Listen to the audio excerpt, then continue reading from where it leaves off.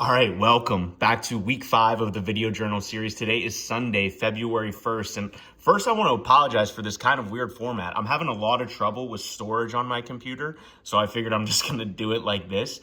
Today's video is a little different. I actually quit social media for the last month. So the entire month of January, I was not on Instagram or TikTok. And I kind of put together a video with my thoughts about this. So I'm just going to run that video. I hope you guys enjoy it. And yeah, I'm going to get back on social media today. So maybe I'll see some of you guys on Instagram. Anyways, thanks again for watching. Hope you enjoy the video.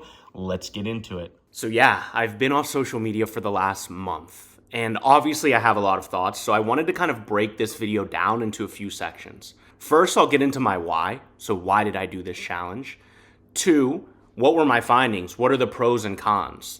3, what are the takeaways from those findings? And 4, what am I going to do moving forward? So yeah, getting into it, my why. I find that I'm a person that finds pleasure in a few things. I find pleasure in being productive, getting things done, and I find pleasure in exploring. So whether that's new restaurants, new cafes, meeting new people, these are really kind of where I find pleasure. And, you know, both of those things kind of lead to a go, go, go lifestyle. And honestly, I've been living a go, go, go lifestyle for as long as I can remember. I mean, even in the last 3-4 months, I moved out of New York City. I drove from New York City to Los Angeles. I traveled all over the place for work. I went to Mexico City for a week, and then I spent time at home over the holidays. And like, those are all amazing things. They all bring me pleasure, but it's kind of a lot. And the more I spent time in LA, the more I spent time alone. And I really started to not feel like myself. I would go through my days getting things done, exploring new places, feeling good. But then I'd get home and kind of just like, I don't know, I just like didn't feel right. And really, I think I was feeling drained because of social media. So I would get home and just scroll for hours and hours. And honestly, it felt like I was spending more time watching other people's lives than living my own. And even though during the day I'd post Instagram stories or whatever, I'd feel connected. When I'd get home and just scroll for hours, that didn't matter anymore. And so, you know, heading into the new year, a lot of my friends were doing dry January. And truthfully, yeah, dry January is not for me. But I decided to take my own spin on it and just not do social media for a month, because to me that would bring more value. So now getting into my findings, I found many pros and actually many cons through this process. So starting with pros, I think the biggest pro to this was mental clarity. I didn't even realize it, but I was keeping track of so many people's lives through like Instagram stories. And that could be a good thing, but in many cases, they're people that are so removed from my life that, like, truthfully, it sounds bad to say, but I don't care. And by being off social media, I kind of removed that from my life. I opened space mentally for other things, and that has been amazing. The second pro that I found is I have more time. You know, I didn't realize it, but there's so many times I just pick up my phone and start scrolling, and that leads to 20 minutes of nothing. Like, that could be walking from my kitchen to the bathroom. I just have my phone, and next thing I know, I'm sitting on the couch scrolling. Or sitting at a red light. I shouldn't be on my phone driving, but sitting at a red light, I'm looking at Instagram. Or in between sets at the gym. There's just so many little moments throughout the day where it's habit to open up Instagram or habit to open up TikTok. And that just leads to time lost. So being off social media, I no longer have those one-offs. I have more time. And I guess the third pro is I feel more connected to my close friends. Because I'm off the internet, I have to go out of my way to contact my friends. Or we have to make plans to do things. And it sounds stupid to say, but calls and FaceTimes, like, it really goes a long way. Like, there were several times over the last month I called what I would consider long lost friends. Like, good friends from my past that just I lose connection with. And it was really nice to catch up with them. And the fourth pro, I guess, is, and I don't even know if this is the right word, but I feel like my stress levels have decreased. I feel like my stress has decreased. Like, there's so many times that I open Instagram and I start comparing myself to others, or I start seeing what my friends are doing and maybe I have some FOMO. And, you know, not being online, I'm not comparing. I'm not afraid of missing anything because I don't see those things. I have nothing to compare against. I don't know what other people are doing unless we make plans, so I'm not afraid of missing out. And that just kind of brings like an ease in your day-to-day life. So yeah, those are really the 4 pros. Mental clarity, more time, deeper connections, and less stress. But on that note, let's get into the cons, because obviously there are cons in not being on social media. So I know I said connection is one of the pros, but I think connection is also one of the cons. I think that over the last 5-6 years, I've made a lot of friends in New York and LA, and the way we connected was not by phone number, it was by Instagram. Instead of giving people each other's numbers, we just had Instagrams, and we just message on Instagram. And I realized I have a lot of friends that I'm connected through that way. And actually, somebody asked me, she's like, don't you feel disconnected to people? And I said, no, because I'm connected with the people I want. Then they asked, well, don't you feel bad if people are messaging you? And then it made me think, like, oh yeah, I have friends that I'm only connected on Instagram. So if they messaged me, I missed it. And they probably think I'm an ass because I haven't responded. Now, on one side, I don't know if that's happened, so like I'm not stressed about it, but it's a fair point.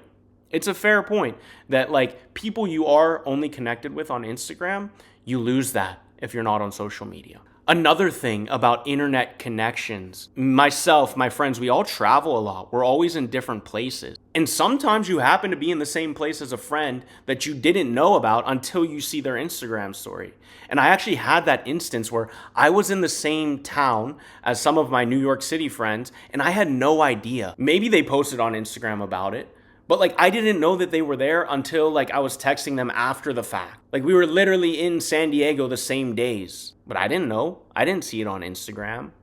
We weren't texting about anything at that time. So yeah, I think you can lose out on connections.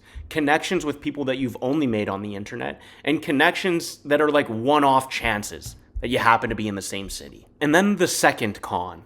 So like I said, I'm somebody that enjoys exploring and trying new restaurants, going to new cafes, going to different pop-up events. And I realized in the last month, a lot of those events are publicized on Instagram. And so part of me feels like I'm missing out on those because I'm not online. Like there were several times I tried to click a link to learn more about an event and it would bring me to an Instagram ad. My phone couldn't open it, so I didn't know the details of the pop-up or the details of the flea market. And that definitely is a con. That so much is promoted on Instagram today that you kind of need to be on to be in the know. So yeah, those are really the biggest cons that I found. Lacking in internet connections and not knowing about events that are promoted via Instagram. Okay, so now that I've talked a little bit about my pros and my cons, I want to talk a bit more about my takeaways from this. So coming from the perspective of someone whose job is not online, I'm not required to be on Instagram or TikTok to make a living.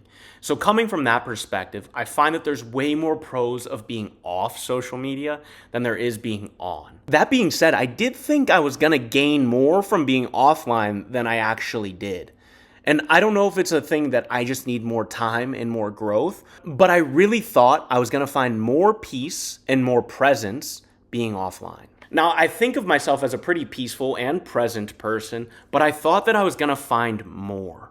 Like before I was mentioning, I was spending so much time, so much off time just scrolling on my phone. And I really thought that without social media, I would have to sit more with my thoughts, right?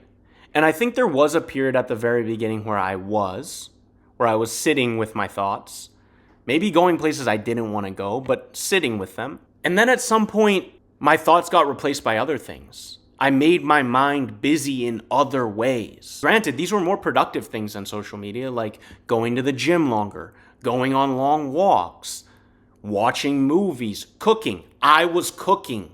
If you know me, that's crazy, but I've been cooking. And I'm actually not a bad cook, if I do say so myself. I got into photography. I started doing this series. So yeah, I was busying my mind, but honestly, these are more productive things. So overall, I'm pretty happy with where I'm at. But I think that my biggest takeaway is there's more growth to be had. I think it showed me that I have room to grow, that there's more that I can improve mentally, that there's more that I can challenge myself internally, explore my thoughts more. So that kind of takes me to my next steps. Obviously, this is a work in progress. So I'm open to any ideas, suggestions, recommendations on how to balance this moving forward. But I do think that I need to find a balance of being online and a balance of being offline. So maybe that's an hour of social media a day. Maybe that's only going on social media if somebody sends me a link to social media. Maybe that's only having 1 day a week on social media. I really don't know. I'm going to try different things, but I do realize that trying different things is a slippery slope. Being bricked for 1 month, that's set in stone. You're stuck. The second you start trying things, giving yourself leeway, I could take advantage of that and be right back where I was at the end of last year. So I hope I don't get to that place. I hope I can find balance, but I'm not sure. So yeah, like I said, it's a work in progress. We'll see where things go. To kind of wrap things up, I would say that this was a great experiment. I would highly, highly recommend doing this if you're somebody that was feeling similar to me. I think that you will find more pros than you will find cons, and you will learn more about yourself and your interests than you ever have before. Ever before is a bit of a stretch, but I think you'll learn a lot. So yeah, that's pretty much it. That's my recap of quitting social media for a month. Hope you learned something.